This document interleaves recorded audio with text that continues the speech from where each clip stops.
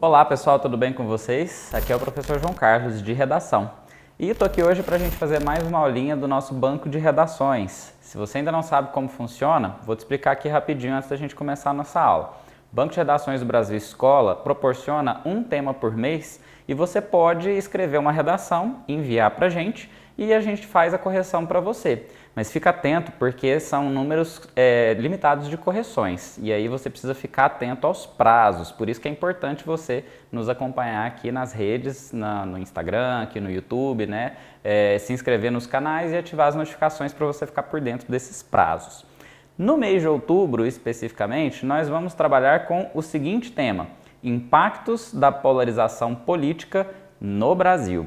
Um tema bem interessante, né? Bem importante nesse período em que a gente está, 2022, ano eleitoral, e a gente não pode desconsiderar essas questões que acontecem na sociedade como propostas que possam cair em algumas provas, vestibulares. Por isso que a gente vai discutir esse tema hoje.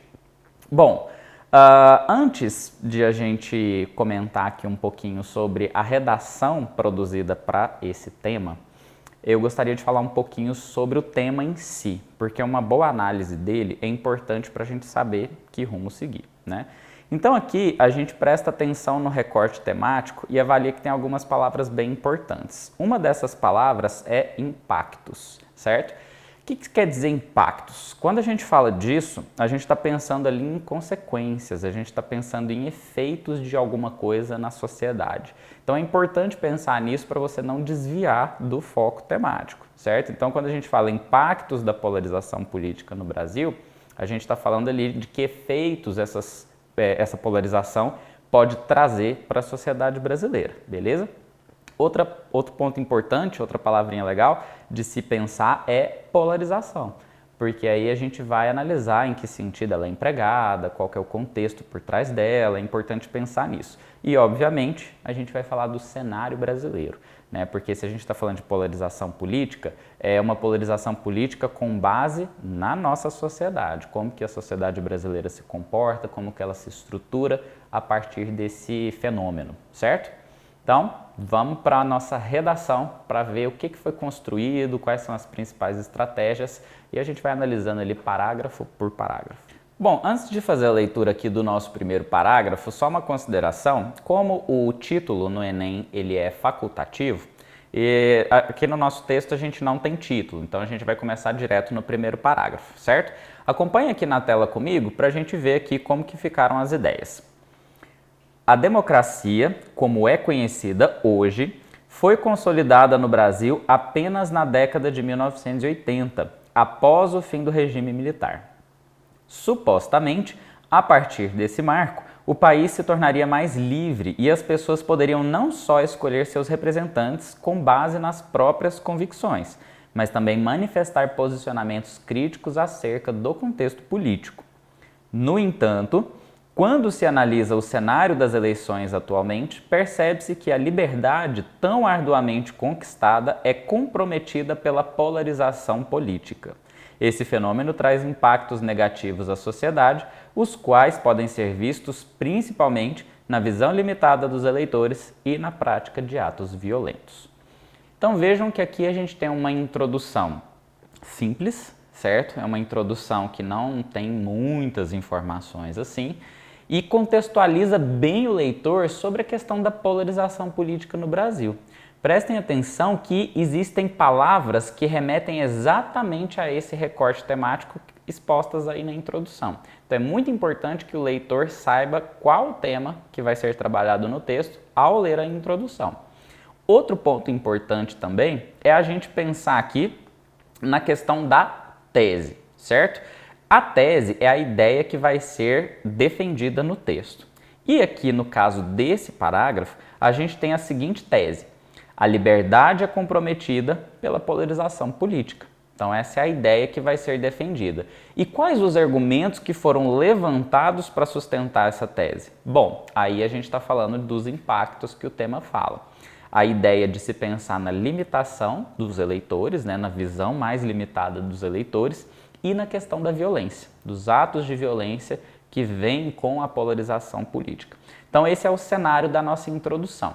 Vejam que aí a gente faz uma contextualização, a gente apresenta o tema e a gente apresenta a nossa tese com os argumentos que serão trabalhados ao longo do texto. Notem que quando a gente põe um contexto histórico na nossa redação, é importante fazer uma contextualização do período, certo? Com algumas informações ali que demonstrem o conhecimento sobre esse período.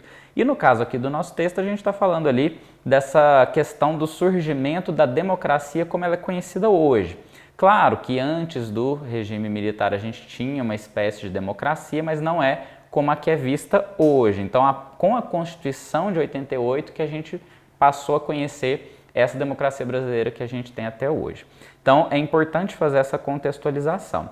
E aí notem que existe ali na metade do parágrafo, mais ou menos, a expressão no entanto, porque aqui é a ideia do contraste. Como nós conquistamos uma certa liberdade no regime democrático, a gente está pensando que a polarização política pode comprometer essa liberdade, né? Então são ideias que caminham para rumos diferentes, por isso que a gente colocou aqui essa expressãozinha que caracteriza a diversidade, certo? É uma estratégia pensada aí para mostrar os males da polarização, né? E foi isso que foi pensado para se construir esse parágrafo aqui. Então, ideias bem tranquilas. Vejam que aqui a gente não tem palavras muito rebuscadas, né? O importante é que a gente se faça entender e que a gente apresente todos esses elementos na introdução. Seguindo aqui com o nosso texto, a gente vai para o nosso segundo parágrafo. Aqui a gente já começa o desenvolvimento, né? Então vejam que a gente precisa pensar em estender um pouco mais a discussão daquilo que já foi apresentado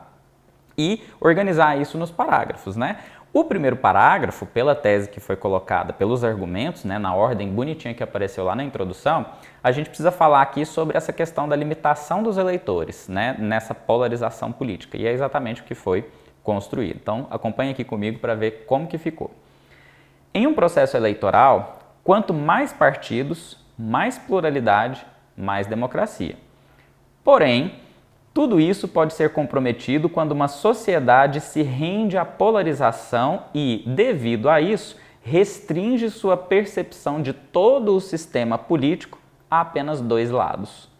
Nas eleições brasileiras de 2022, por exemplo, havia mais de 10 partidos com candidatos à presidência do país no primeiro turno, mas as discussões se limitaram a apenas 2 deles.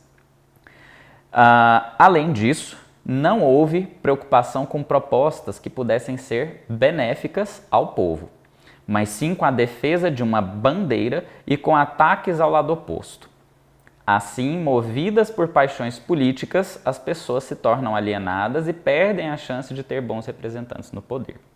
Então notem que aqui nós estendemos um pouco mais aquela ideia sobre a visão mais limitada das pessoas. O que o parágrafo traz no geral?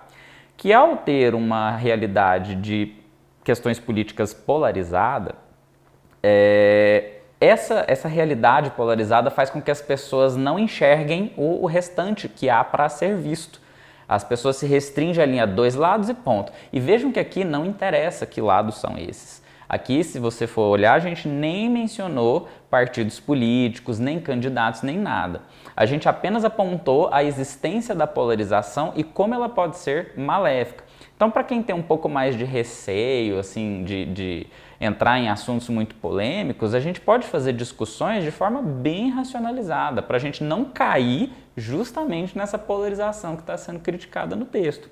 Então é muito importante que a gente tenha esse olhar mais racional acerca dos acontecimentos, né? É hora de deixar ali certas paixões de lado e tentar pensar assim de uma forma mais científica, né? Afinal de contas, o texto dissertativo tem uma proposta crítica que vai mais para esse lado. O que a gente usou aqui? A gente pensa, mas não tem informações assim de filósofos, não tem todos aqueles repertórios, né, que muita gente gosta de usar, mas é porque a discussão em si pediu outras informações. Então, quando a gente expressa, por exemplo, um conhecimento atual, né, falar de atualidades é muito importante, a gente vai demonstrar conhecimento de qual é a realidade. Então, ver que as eleições de 2022 estão sendo acompanhadas, a quantidade de partidos, como que funcionou esse sistema no primeiro turno, já é uma informação bem importante, certo? Então, só recapitulando aqui, tópico principal, tópico frasal desse parágrafo, a questão da limitação dos eleitores. Argumentos utilizados aí, a questão de ficarem focados em 2 pontos e deixarem o restante das opções de lado, né? Sequer dar uma olhada para elas. E aqui a gente tem uma crítica assim, bem interessante, que é o fato de essa polarização levar à alienação de eleitores, e a alienação é um processo que faz com que a gente perca a nossa criticidade. A gente fica ali tão focado em 2 pontos, 2 lados específicos e 2 lados, muitas vezes, que não estão nem fazendo propostas para o povo, né? Não estão preocupados em fornecer o que é melhor para a população, ficam apenas brigando um com o outro, né? E isso é uma coisa muito prejudicial. Então, no parágrafo, quando se fala desse assunto especificamente, ainda há essa crítica de como a realidade tem sido vista, né? Então, para a gente poder entender que no desenvolvimento é preciso demonstrar alguma crítica ali para o texto ser de fato argumentativo. Vamos seguir aqui com o nosso texto, vamos para o 3º parágrafo, né? Que vai ser o 2º parágrafo de desenvolvimento, né? Também conhecido como D2. Além disso, estar preso a certas convicções pode levar o indivíduo a agir violentamente para defender o que adotou como verdade absoluta. Não raro, casos de violência envolvendo discussões políticas são registrados. De acordo com o portal de notícias da CNN, um homem de 42 anos foi morto por um colega de trabalho no Mato Grosso após uma briga em que cada um defendia um candidato à presidência da República.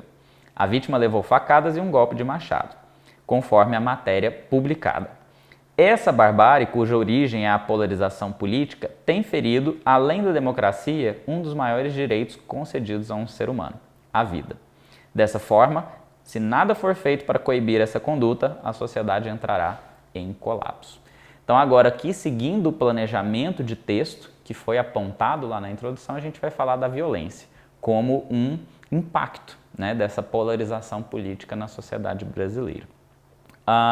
Vejam que esse é o tópico frasal do nosso parágrafo, certo? E aí a gente usa uma informação para consolidar essa afirmação, que é notícia de jornal, de fontes conhecidas, fontes com credibilidade, certo? Aqui tem que pensar muito nisso, né? Que tipo de fonte eu vou trazer para o meu texto? É diferente, se você vai colocar um portal de notícias que é reconhecido nacional, internacionalmente, ou uma informação que você tirou de um blog pessoal de pessoas que nem são tão conhecidas assim. Mesmo que seja a mesma informação, a fonte ela traz toda a diferença aqui. Por isso que é importante a gente ficar atento a isso. E vejam que aqui no caso também a gente tratou de uma notícia de jornal e não trouxe detalhadamente quem defendia quem, qual que era o candidato que um preferia e o outro que o outro preferia, porque isso não importa.